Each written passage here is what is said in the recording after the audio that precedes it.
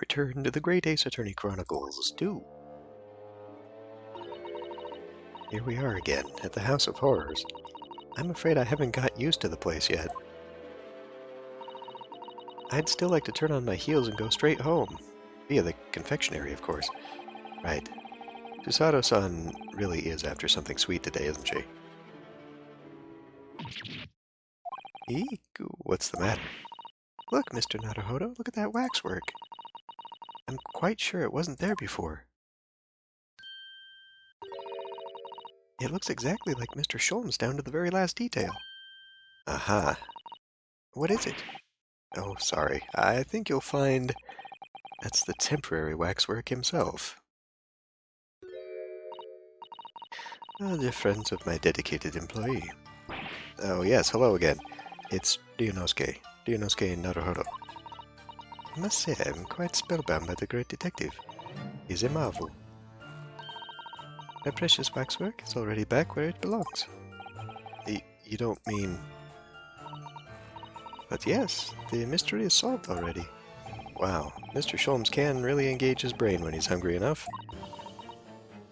So as you see, he has returned to his habitual duties. Yes. His habitual duties. Alors, do not disturb, huh?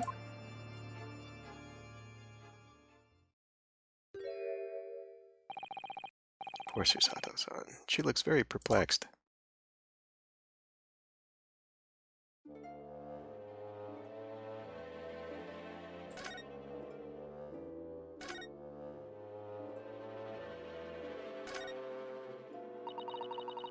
We really do need to speak with Mr. Sholmes, and I'm longing to say hello again. But where is he? I think you might find that he's quite nearby, actually. Oh, what are you... Indeed, my dear fellows, it is I. The world-famous great detective in waxwork, Herlock Sholmes.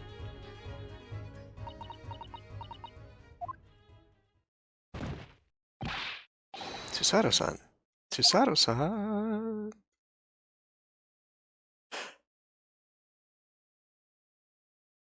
Le feint. My most humble apologies. I thought I'd died and gone to eternal paradise for a moment. Via London. My dear madam, allow me to make my amends by offering you a tasty, free deduction at some point, what? As long as it's not of questionable street food quality.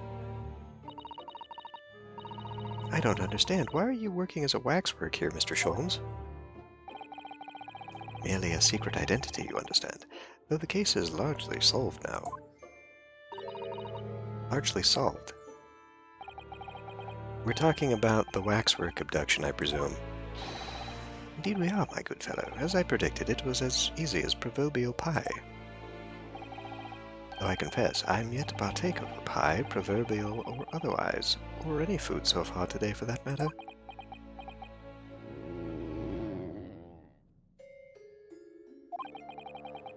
That stomach rumble echoed around the whole museum. So how did you manage to solve it so quickly? Well, Well, do remember I said it was largely solved. Anyway, I simply negotiated with the culprit. Are you familiar with the so-called telephone? Oh yes, it's a most modern invention allowing you to hold a conversation with people far away. In Japan, only the imperial capital and a handful of other cities are connected as yet. This morning, a telephone call was received here from the perpetrator of the abduction. As such, I was able to negotiate terms, and in the end, the waxwork was returned. It's amazing. Just between you and I, it would appear the culprit had always intended to return the stolen waxwork in any event. Oh, but I thought whoever was responsible had demanded a ransom, no? Yes, I think perhaps the ransom demand was necessary to avoid unwanted suspicion regarding the true motive. But does that not mean your negotiating was entirely unnecessary? fact that I must ask you to keep from Madame Dispels at all costs. A hungry young Iris awaits my return to Baker Street, after all. Poor Iris. Now then, do I sense that you have some business with the great waxwork? Sure. Enoch Drever. We're in the process of trying to track somebody down. Oh? Yes, a man by the name of Enoch Drever. He's the swindler who duped Professor Hairbrain and the engineer who built the kinesis machine. A swindler and an engineer? Quite the modern man. He also seems to be a conjurer of sorts too, with considerable knowledge of stage magic. We really need to locate him before the trial resumes tomorrow morning. But we have so few clues to go on, that's the trouble. Do you have any good ideas? I have no data yet. It is a capital mistake to have good ideas before one has data. If I knew something of the man's appearance at least, I may be in a better position to help. Yes, Drever's appearance. Do we have some such thing? This guy. Fortunately for you, however, presently I have little to occupy myself and little to fill my stomach. As soon as you find any clue, no matter how small, I should gladly give you my thoughts on it. Okay, well, first let's talk about Kazuma's death. Mr. Sholmes, did you lie to us? My dear Naruhodo, stay with that piercing stare. What is this about? Which time? Be specific. Last winter, when we were first on our way to Britain aboard the steamship. Your words were very clear. So then, let us unravel this mystery and discover what events led to this curious murder. You told us that it was murder, and you examined Kazuma-sama's body. But? Indeed, and wherein lies the problem? We met him earlier today, the victim, Kazuma Asogi. I'm quite sure. He was wearing some sort of mask, and was apparently suffering from amnesia. But yes, I'm quite sure. It was Kazuma-sama. You must have known at the time, Mr. Sholmes, that he wasn't actually dead.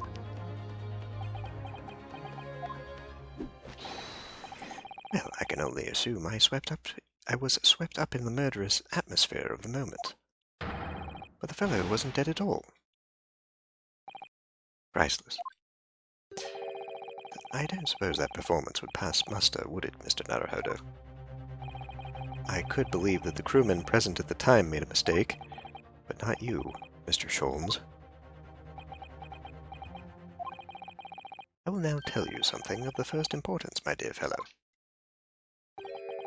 Great detectives are wont to lie. It will serve you well to remember that. Please, Mr. Sholmes. Tomorrow in court, you will find yourself on the threshold of a very great mystery. For now, I'm afraid that is all I can say. Wonderful. So we go back, and then we present. Present is a picture. Mr. Sholmes, would you cast your eyes over this photographic print?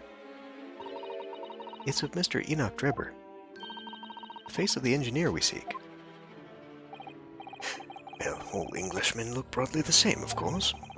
So looking at the photograph won't be particularly instructive. Are you all right, Mr. Sholmes? Why, I recognize that face anywhere. Yes, forgive me.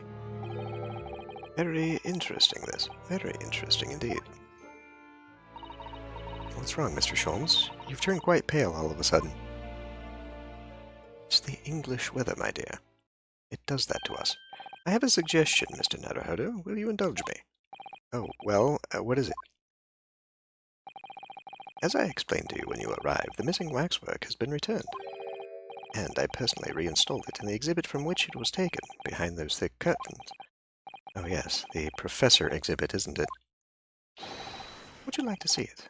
For a mere 5 shillings. That's a special one-time only price, you understand. What? The opportunity won't come again, I might add. Wouldn't you like to see the fruits of my labor? Oh, well, we do have a rather pressing investigation to carry out. Perhaps we could postpone? The price is a very reasonable 5 shillings. I think you'll find it's well worth it. Are you being quite serious, Mr. Sholmes? Surely you need only look at my expression to ascertain if this is seriousness or silliness. I can never tell with you. That's the problem. That's the point. Oh, very well. It wouldn't hurt. Here's your 5 shillings. Gratefully received. So, the special exhibit awaits behind the curtain. I invite you to peruse it at your leisure.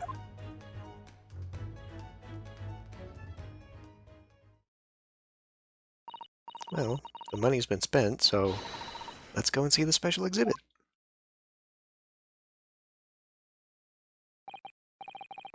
Through those heavy curtains at last.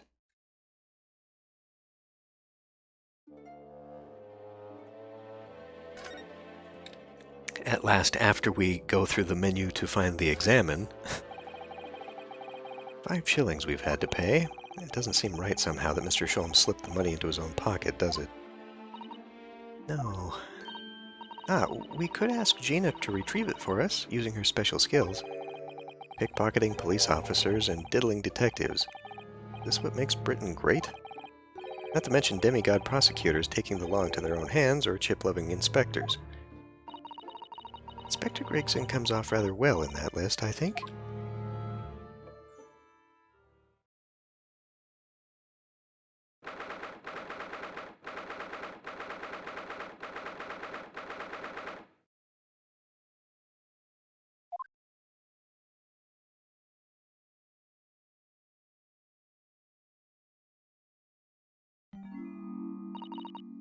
Oh dear, I felt a shiver run down my spine as soon as we walked in here.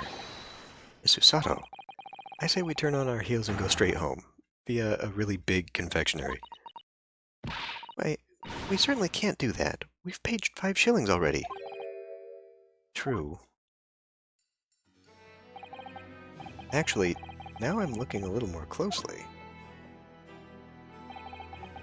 We've paid good money to see an exhibit that's clearly incomplete. The nerve of the great diddling detective is far more terrifying than anything else in this place. This must be what Mr. Sholmes meant when he said the case was largely solved. Be that as it may, Mr. Sholmes heavily implied there'd be a clue about the engineer in here, didn't he? But where? Since we've paid 5 shillings, let's do 5 shillings worth of investigation, shall we? Yes, we will get what we paid for. Is that fear or frustration that's making Susato-san's voice tremble? Examine. This must be the killer, the fiend known as the Professor. Yes, I think so. According to what Madame Tuspel said, he killed 5 victims, all of noble or royal blood. The waxwork is so lifelike, isn't it? Aside from the head and the bolts and like all the models in this place. I know, it looks like it could start moving at any moment, doesn't it? If only it had a head, that is. Perhaps we should examine it in a little more detail.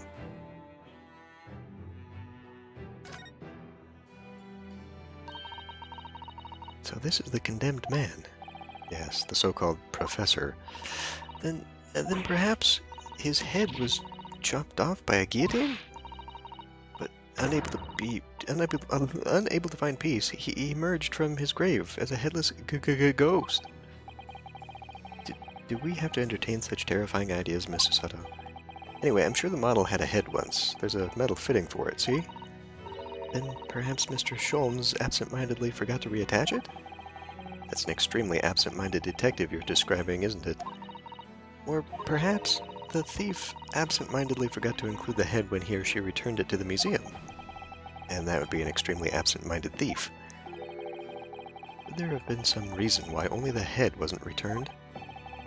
Well, whatever the reason, it means we don't know what the face of the infamous professor looks like, do we? Oh. There's something caught just inside the convict's jacket here. I thought you were looking at the weird hand over there. It looks like a piece of broken glass, and quite a big piece, too. It's very thick, isn't it? About 5 times thicker than normal window glazing, I'd say. So this is the body double that was on the platform. Unless it's the body that was actually in the tower, because the guy wasn't actually dead and the real guy was in the thing and he crashed down below in the thing. Which would explain how you get a dead body in the balloon so that it falls when the balloon pops. I think we know what's going on here. We need to examine the inside of the chest. Where could such a thick piece of glass have come from, I wonder? The window. I suppose it must have been made thick to increase its strength? But why? Well, perhaps because the glass had to span a particularly wide area, such as a big building, for example. Well, we've seen a large glass building recently, haven't we? And some of the glass was broken, too. You don't mean... Exactly. The Crystal Tower at the Great Exhibition.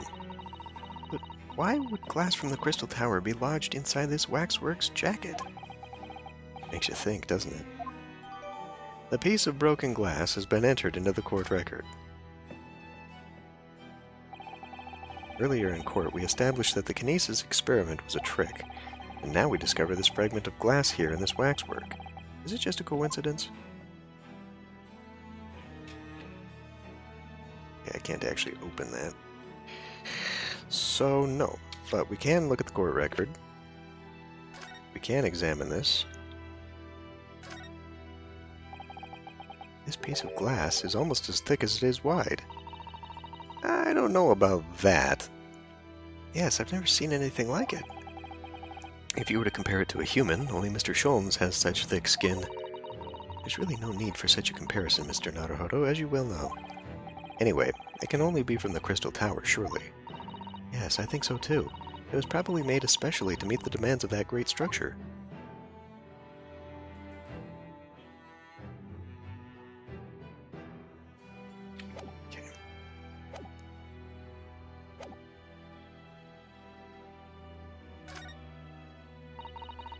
This part of the exhibit is just as disturbing as the rest. It looks so real. It seems to be a young man in a white overcoat. And he has a large shovel in his hand, too. Look. Perhaps we should investigate in a little more detail. Yeah, thank you.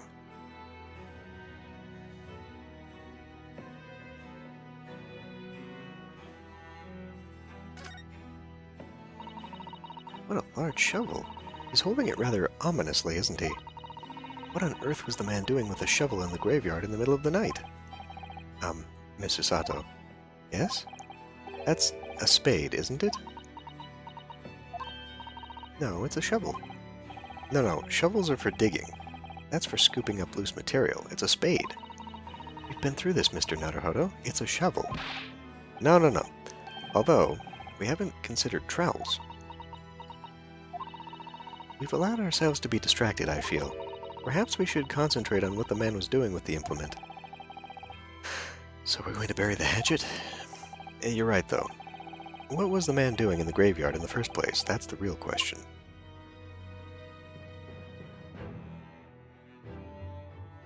Try not to closely at his crotch there. What's this here? Well, this would appear to be a lens in the middle, so I believe it's probably a camera. A camera? But it's so small. British technology is incredible, isn't it? I mean, what about Mr. Sholmes' skin prints? I think perhaps you should treat Mr. Sholmes' inventions as exceptions to the rule. But anyway, why would the man be in a graveyard at night with a camera? I wonder. Perhaps he was trying to capture the moment a dead body came back as a ghost on film. We'll just borrow this for a little while, I think. The camera has been added into the court record. By looking at the photographic plate inside the camera, we can see what picture was taken. What's a photographic plate? It's a piece of glass coated in a special emulsion that reacts to the light coming in through the lens. If we open the cover at the back of the camera, we should find it. Let's have a look. You should see yourself, Susato-san. Your eyes are shining. You really do like machinery, don't you? Okay, but before we do that, let's finish. I can't see his face very well, can you? Perhaps if I just... Oh, do you think you should be manhandling the exhibits, Mr. Naruhodo? Why can't we just walk around it? I'll put it back exactly as it was, don't worry.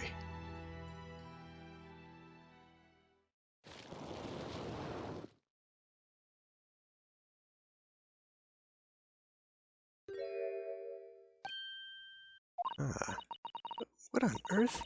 How can... I don't believe it. A black monocle. Mr. Naruhodo, is it possible this man is... Yes. It's Enoch Drebber. The color of his hair is different, but it's unmistakably him.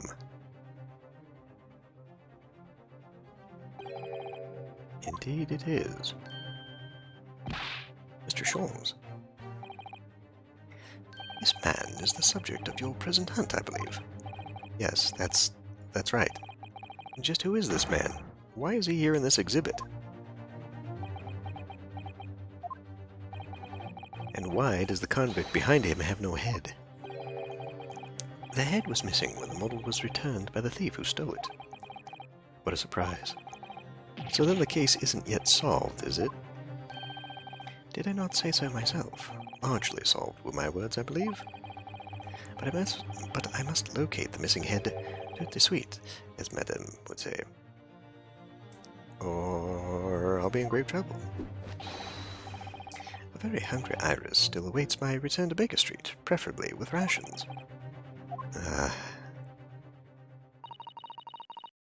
Do you know, though, something about this room is strange.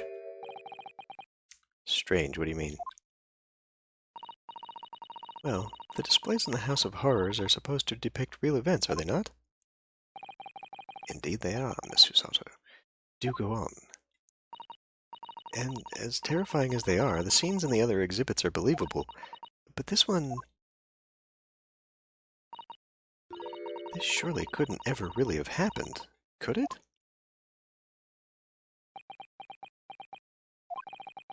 I think it's time I educated you a little about the nature of the incidents involving the professor 10 years ago. Oh. Converse. I believe I told you a little about the professor yesterday, did I not? Did you?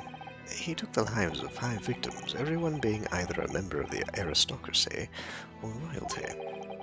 All were attacked by an enormous hunting hound, and had their throats ripped from their bodies. Oh gosh, an enormous hound? How awful. After taking the life of his 5th victim, the killer was apprehended. It was a case of unprecedented magnitude in Britain, you understand. Accordingly, the professor was tried in a closed court. No members of the public were permitted. Closed court. So you mean the professor's identity...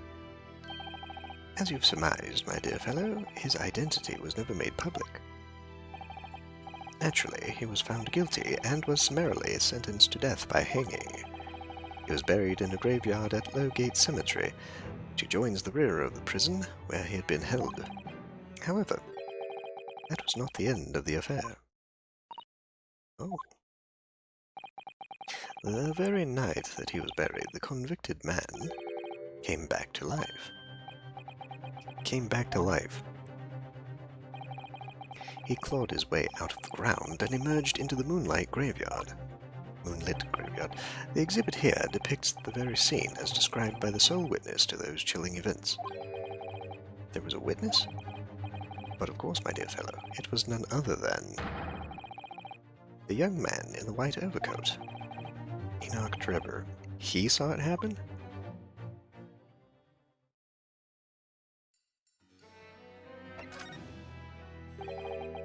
So this is a waxwork model of Enoch Drebber.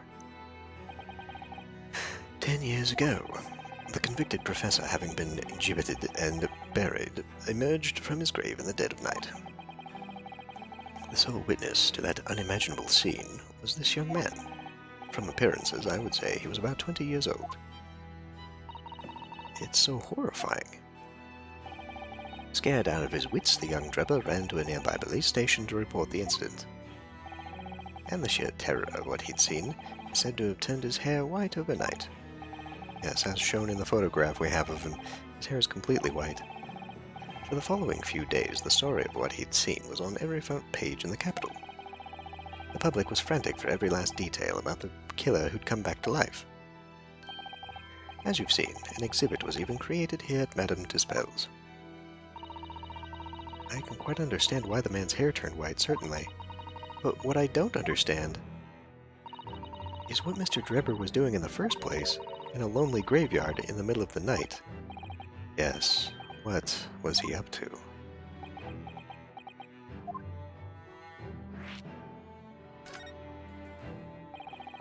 The professor's acts of terror threw London's upper classes into complete panic 10 years ago.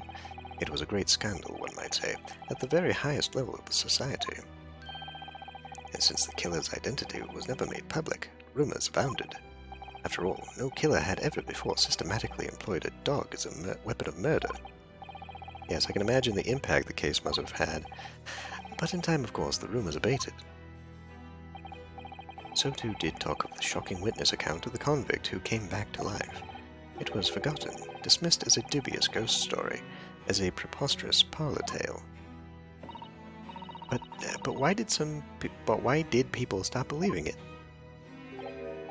Why, simply because there was no resurrection to speak of, as was established, in fact. What do you mean by no resurrection? The police investigated the grave in Lowgate Cemetery and published their findings. The convict's body was found to be buried exactly where it had been following the execution. Oh.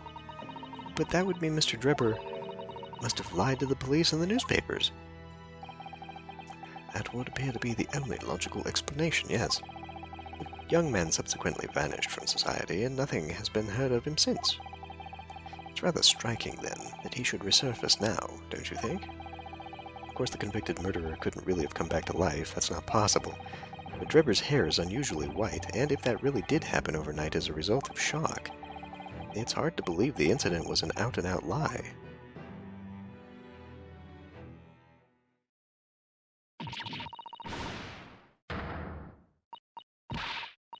What the bleeding Naruhodo? What have you gone and done? Gina, what are you doing here? I asked Iris, and she said this is where you'd be, so? So? Gina, not so loud in the museum. Madame Tuspel's will have to take a position as a waxwork if you're not careful. I think there might be a more pressing concern. I still had some flash powder left from 6 months ago, so... So? All right, Gina, we understand, but please, put down the gun.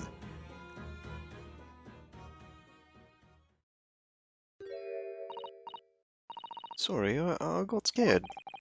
You should try being the one on the other end of the barrel. So what brings you here, Gina? What brings me here? What do you think? We found it. We found that Dodgy Cove's workshop.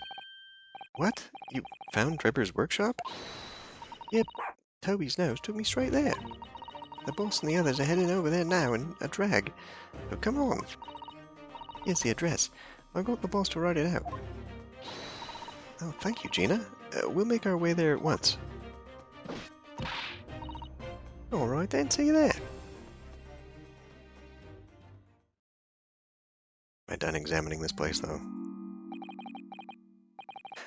You go. Don't mind me. I'll just stay here, being still. What? I know my place in the exhibit over there.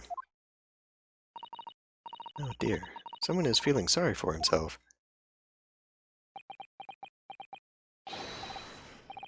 Let's go, Mr. Sholmes. You're coming.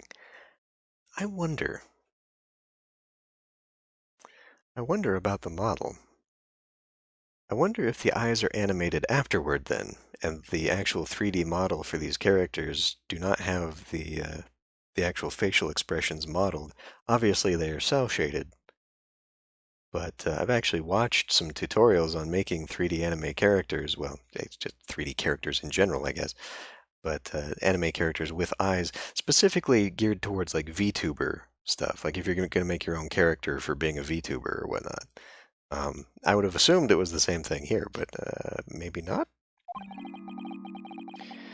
Your words hearten me, I must say, but if I were to shirk my duties here, Madame would have me pay monetary recompense, and Iris's dinner plate would be empty. Forget that, I'll pay for everything. Do I have money? Then there's not a moment to lose, my dear fellow. I shall hail a carriage at once. No offer to share the cost from Mr. Sholmes, then. I shall gladly pay half, Mr. Naruhodo. Thank you, Mrs. Hato. All right, let's go. I mean, really, it's the least that could be done, seeing as how we already paid him. Why couldn't he just pay for the 5? We paid him the 5 shillings. He could have paid for it. Damn and blast. Anyway.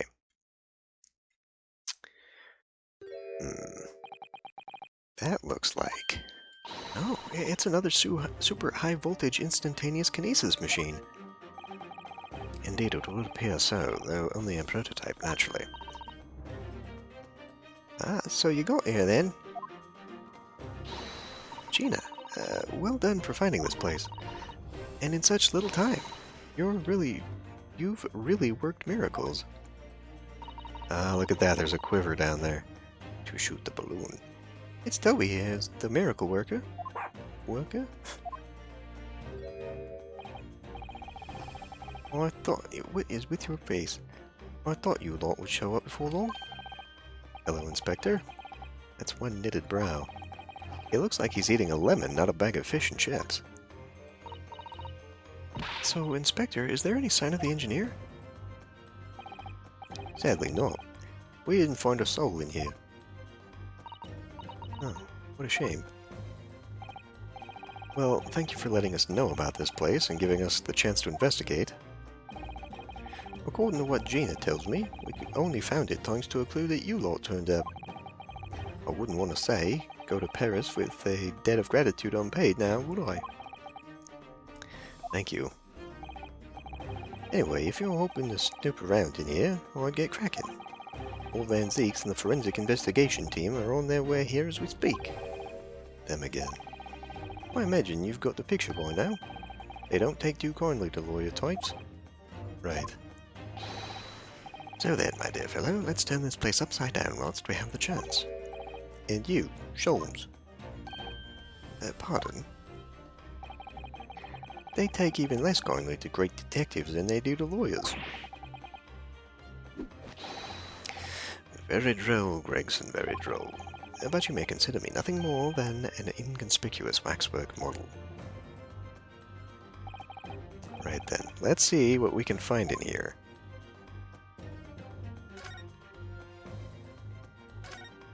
We just want to look at this. I'm sorry, Mr. Naruhodo, that machine is covered by the Special Dispensation for Scientific Equipment Act. There would be serious repercussions if you were to examine it, from the Crown and the government.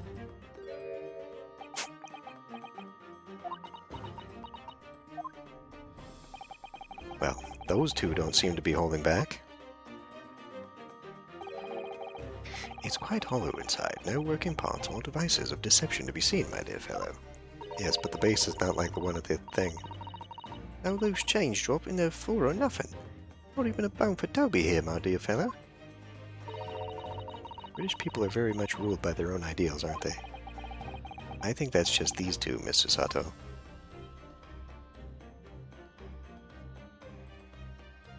The plane! What on earth is this? An aeroplane, Mr. Naruhodo. One day scientists believe it will allow humans to fly freely in the skies. Is that how the trick will be described, is it? Sorry? Well, it's actually suspended by a thin but very strong cable, isn't it? Oh, well, this model is, yes, but a real aeroplane would actually fly high in the sky. While suspended from somewhere even higher in the sky, of course. Because large metal objects obviously can't really stay in mid-air unsupported. So, to you, the solution is ever taller towers?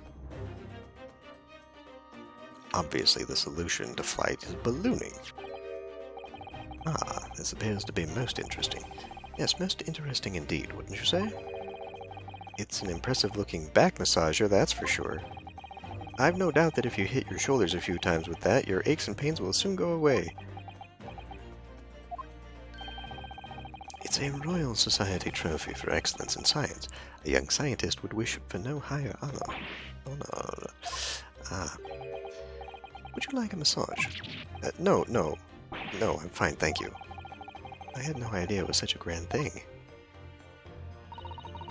I think it's becoming increasingly clear that there's much more to this Mr. Enoch Drebber than conjuring tricks.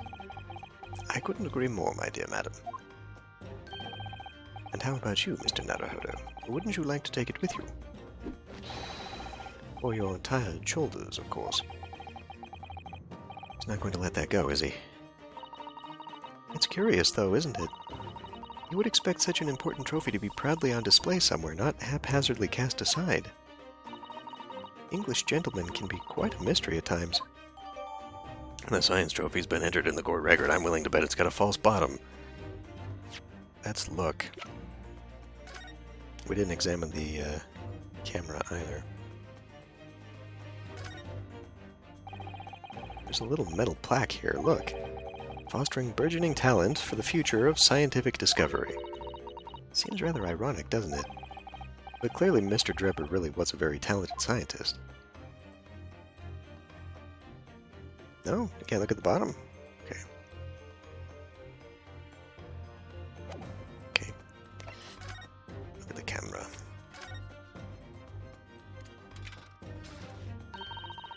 What a wonderful machine. You really love contraptions like this, don't you? Oh yes, anything mechanical I find absolutely irresistible. Almost irresistible, surely. Almost irresistible, surely. Well, whenever I see a pocket watch, for example, I can't help myself. I simply have to take it apart. That's worrying. Yes, Father tells the time by the rumblings of his stomach now. He's given up having a watch. Or Professor Mikotopa. Keep her away from the evidence. Take it apart. Look, Mr. Naruhodo. What is it? On the bellows just here, there seems to be some very dark red stains. Yes, you're right. It looks like blood, actually. Oh my. I'm sure it's not what you're thinking. Ha ha ha ha.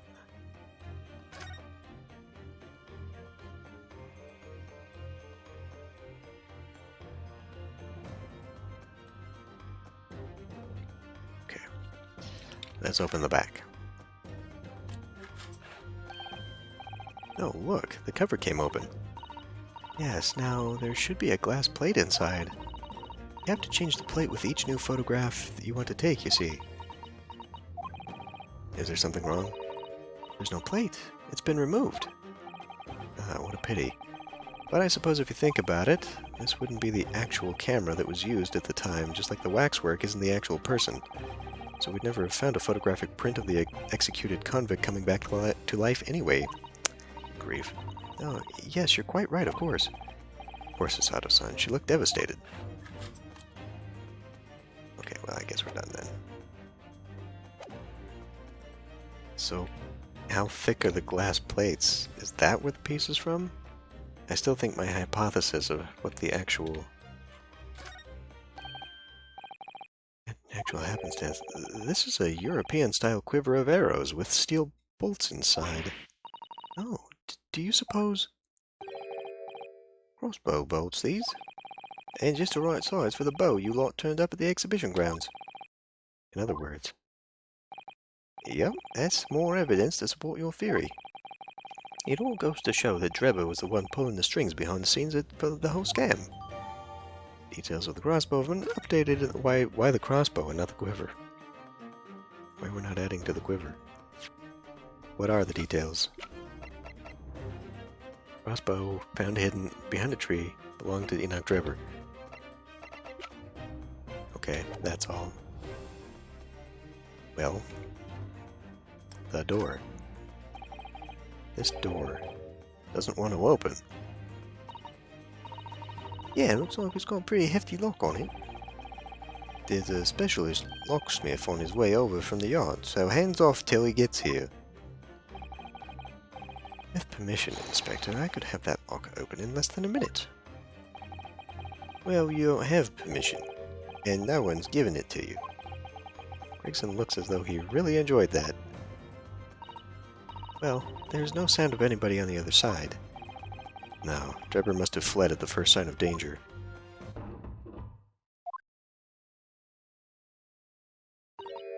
Oh. Is something wrong, Mrs. Otto? Well, I thought I heard a noise. From the far side of that door. Well, Gina, did you hear it too? Yeah, I heard it, no? What do you reckon, Toby? Right, mind the grease. Whoever's in there, open up. This is Scotland Yard.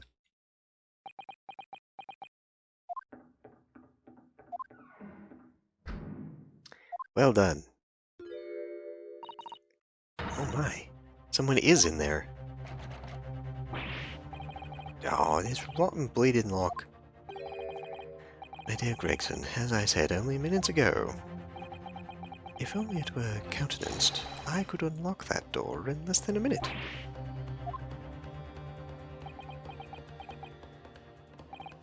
Fine. I'll take the rap for it. Just get us through that blasted door. There, you may enter at will. You've confused minutes with seconds, I think. Time is of the essence, I feel. What are we waiting for? Nothing for it, I suppose. This is an emergency. Surely we could have used the ladder to get out the window. There is a strong possibility that beyond that door is the engineer you seek. Well, not anymore. It sounded like he went through another door. Be prepared for action, my dear fellow. Yes. I have a sword.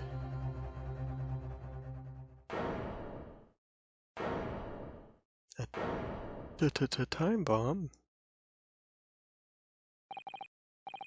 What's happened in here? Why is everything upside down? Rats. There ain't no one in here after all. But there must be. It was only moments ago that we heard those noises. Maybe that was the sound of Drebber running away. But there's only one door into this room. And no windows that could afford an escape route. Minus the footprints on the wall up there? Those skylights are too high.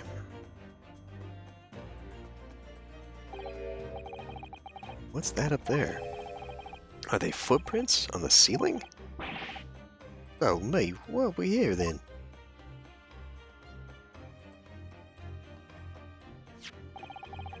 Looks like someone was trying to burn something in a hurry.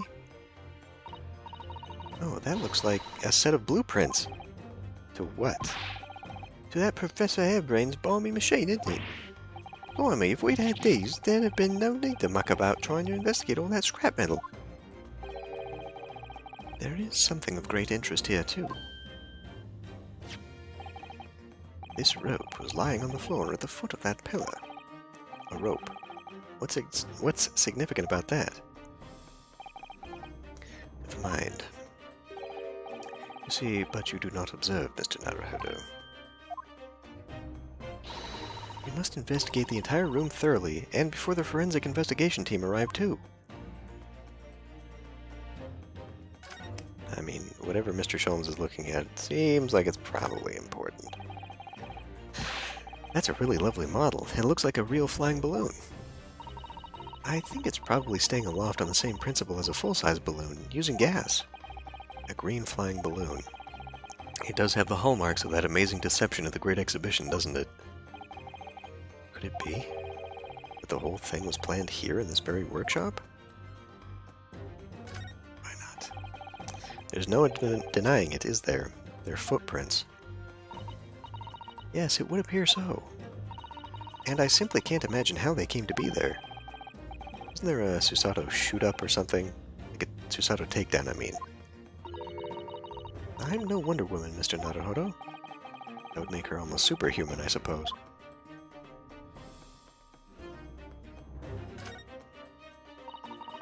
Almost every piece of furniture is upside down. Even Mr. Sholmes' suite isn't ever in this much of a mess. You're in no position to comment on mess, Mr. Naruhodo. But I suppose it's not quite the same thing, is it? I mean, it's not messy in here per se, it's that everything is literally upside down. But why? It's a gravity machine. back to that in a minute.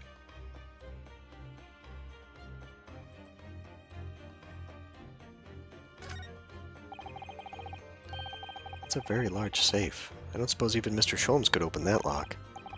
Although if you were a thief, you could just steal the entire thing, I suppose. It's bolted to the floor to prevent exactly that sort of underhand trick, Mr. Naruhodo. Plus, it's made out of cast iron, no doubt, and probably weighs half a ton.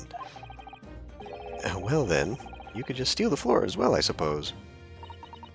I'm sorry, but you really aren't making any sense at all. Anyway, I think we can agree that whatever is inside must be very important. No doubt.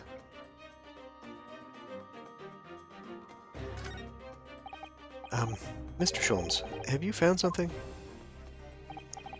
Mr. Naruhodo, yes, in point of fact, something rather fascinating. What do you make of this? Let's see. I've never seen anything like it before. It looks like a bundle of thick cigars wrapped up in a large... Miss Usato? What's the matter? That's a... Surely that's a time bomb, isn't it? What did you say? Time bomb?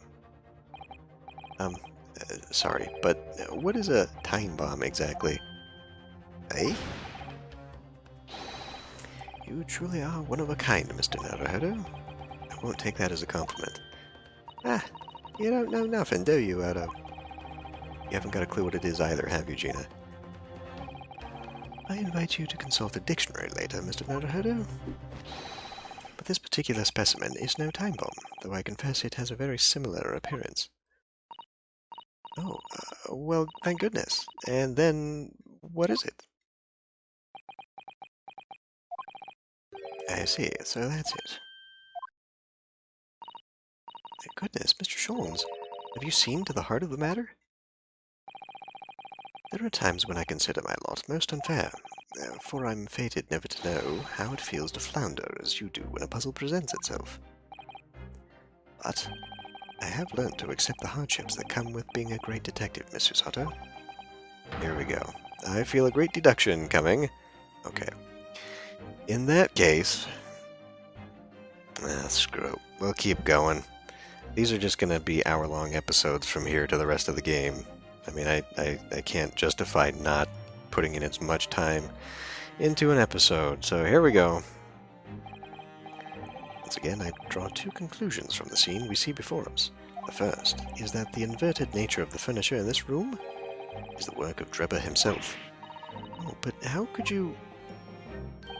And the second conclusion is that the small device on the floor there is, without question, completely genuine. Please, Mr. Sholmes, you must explain everything. It would be a pleasure. After all, it is a great detective's civic duty to teach Scotland Yard the finer points of the trade. Oh, Inspector Gregson seems delighted with the idea anyway. Oh, you deflected the inspector's glare with such fortitude there, Mr. Sholmes. Well done. You're too kind, my dear madam. I hereby dedicate this great deduction to you. Kindly stand just there, Mrs. Otto. Oh, yes, I'd be delighted. So, shall we begin? Once again, Sherlock Sholmes is proud to present his logic and reasoning spectacular.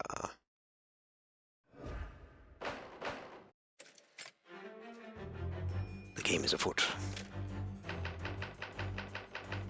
Lift furniture. It's plain to see that this room is in complete disarray. The bed, the table and chairs, the lamp, everything is upside down. Almost as if every item in the room had until recently been happily positioned on the ceiling, before falling straight down onto the floor. Every item in the room was on the ceiling. Are you suggesting that...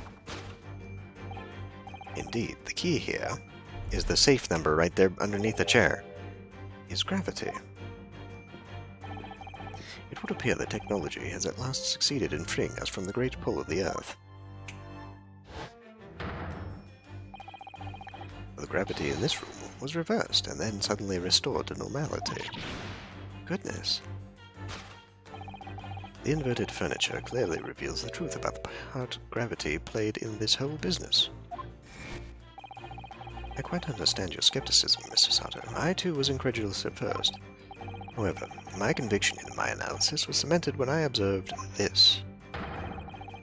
An anti-gravity device almost identical to one that featured in a dream of mine only the other day, in fact.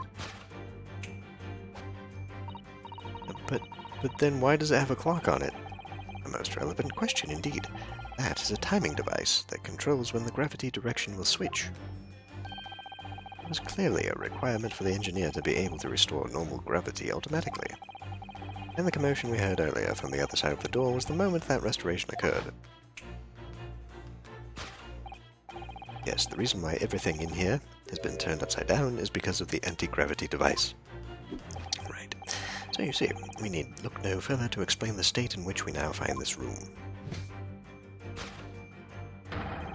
The direction in which gravity acts in here was reversed by Mr. Drebber, before being restored to normality in an automatic fashion sometime later by the timer device. I have witnessed precisely this scene in a dream I once had when I fell out of bed. Because gravity was reversed.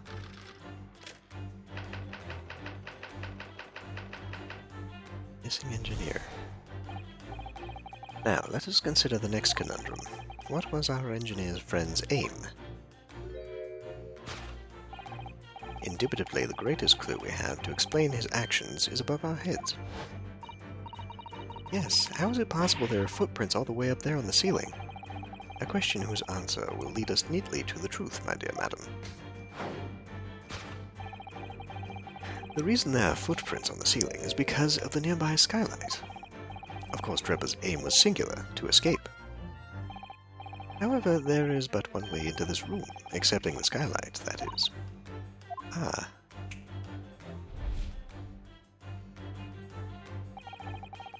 By inverting the gravity in here, Drebber was able to fall conveniently to the ceiling, and make his escape via the otherwise inaccessible skylight, leaving these footprints behind on the way. But the ceiling in here is very high, Mr. Sholmes. If the gravity reversal was sudden, wouldn't Mr. Drebber have fallen up to the ceiling rather violently? Falling up is both scientifically and philosophically a rather interesting concept, I feel. But the man was cornered with nowhere to run, so escape through the skylight was his only option. You may recall that I found this in the room earlier, which I believe offers a solution. Oh, the rope. To reach the intended destination, what better tool than this rope? By anchoring one end to the wall, the man was able to lower himself safely to the ceiling. Which explains how Drebber was able to escape this room before our arrival. He reversed the pull of gravity and fled via the skylight. And personally, I should very much like to reverse the pull of gravity again now, just for fun. Do not activate the time bomb.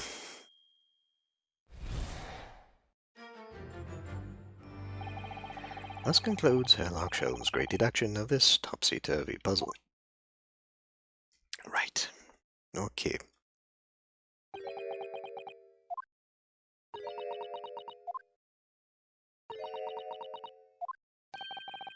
She's completely spellbound. Mr. Sholmes, there is just one thing that troubles me.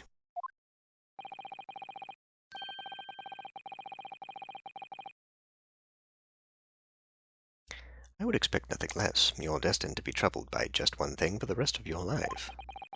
The thing is such a thing actually possible? An anti-gravity device, I mean. I would say that with man's current scientific knowledge and the turn of the 20th century, it's no more possible than instantaneous kinesis. But your whole deduction hinges on it. Ah, but my dear fellow, when you have eliminated the impossible, whatever remains must be the truth. However improbable it may seem. It's a marvelous line, wouldn't you agree? One of my more enduring pearls of wisdom. I had Iris come up with the exact phrasing. My original was clumsy. Yes, I have a feeling I've read it in something that Miss Susato lent me once. Objection!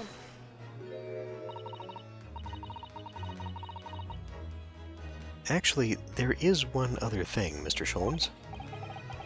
Ah, the spell's broken at last. The rope you found was on the floor, wasn't it? Indeed it was, in lonely coils near the wall. But if Mr. Drebber had used it to escape in the way you described, wouldn't it still be tied to the wall?